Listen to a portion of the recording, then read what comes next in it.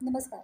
हल्ली प्रायव्हेट क्षेत्र असो, कॉर्पोरेट असो किंवा आय टी क्षेत्र असो, या क्षेत्रांमध्ये हल्ली स्पर्धा इतकी वाढली आहे, की ताणतणाव, नैराश्य, चिंता यासारख्या गोष्टींनी आजचा तरुण हा मद्यपान, धूम्रपान, अंमली पदार्थाचं सेवन याच्या आहारी जाऊ लागला आहे आणि याच्यामध्ये तरुणी देखील मागे नाही आहे.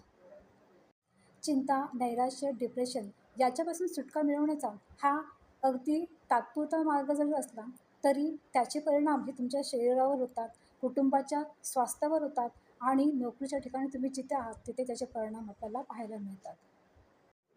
अहो, आयुष्यामध्ये अडचणी कोणाला नसतात, सगळ्यांनाच अडचण नसतात. पण आपण आपल्या अडचणींवर कसा मार्ग काढतो, संघर्षातून आपण कसं बाहेर येतो, हे सर्व महत्त्वाचं असतं आणि प्रत्येकाचा संघर्ष हा संघर्षच असतो. तो कोणत्या रीतीने सोडवतो हे फार महत्त्वाचं असतं. माझ्या आयुष्यामध्ये जेव्हा संघर्ष येतात, त्यावेळी मी माझ्यासमोर डॉक्टर बाबासाहेब आंबेडकर यांची प्रतिमा उभी ठेवते. त्यांनी जो संघर्ष केला, त्यातून मला प्रेरणा मिळत असते. अहो, जेव्हा शिक्षणाचा अधिकार नव्हता, तेव्हा त्यांनी शिक्षण सोडलं नाही, तर वर्गाच्या बाहेर राहून त्यांनी शिक्षणाला सुरुवात केली. इतकंच काय, भारताबाहेर जाऊन त्यांनी पावाच्या तुकड्यावर शिक्षण पूर्ण केलेलं आहे. ज्याला भारतामध्ये बैलगाडीच्या प्रवासाला देखील मान्यता नव्हती, त्या माणसाने परदेशात जाऊन प्रवास केलेला आहे. त्यांचा संघर्ष इतक्या वेळेस थांबला नाही, तर त्यांनी पुढच्या 4 मुलांना देखील गमावलेला आहे.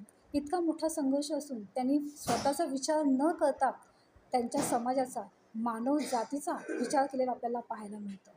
मग तेव्हाची परिस्थिती जरी वेगळी असली आणि आत्ताची परिस्थिती यामध्ये जरी जमीन आसमानचा फरक असला, तरी त्या काळची परिस्थिती म्हणजे रूढी परंपरा, जातीवाद तसंच माणसाला माणूस म्हणून न जगता येण्याची त्या काळामध्ये वृत्ती होती. अशी वृत्ती असताना देखील डॉक्टर बाबासाहेब आंबेडकर यांनी मोठ्या संघर्षातून हा मानव जातीचा सर्वांना सुकर असं जीवन आपल्याला अर्पण केलेलं आहे आणि आत्ताच्या काळामध्ये आपल्याला फक्त पोटापुरतं जगायचं आहे.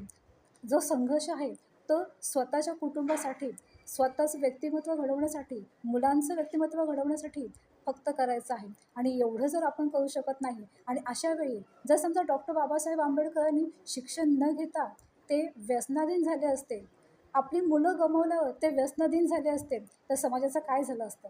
आज आपण जे स्वतंत्रपणे जगतो, जे शिक्षण घेतं, ज्या अनेक गोष्टी स्त्रिया देखील स्त्री म्हणून जगण्याचा जो अधिकार मिळवतात, समानतेची वागणूक मिळवतात, ती आपल्याला मिळाली असते का? म्हणजेच त्यांचा जो संघर्ष जीवन प्रवास होता, तो आणि आपला स्वतःचा संघर्ष याच्यामध्ये फार फरक आहे आणि मला वाटतं, की आपण जो व्यसनांच्या आहारी जाण्याचा सोपा मार्ग निवडतो, तो नंतर घातक ठरतो. मग आयुष्य हे छोटं आहे, ते प्रभावी बनवायचं की अतिशय निकृष्ट दर्जाचं बनवायचं हे आपणच आपलं ठरवलं पाहिजे.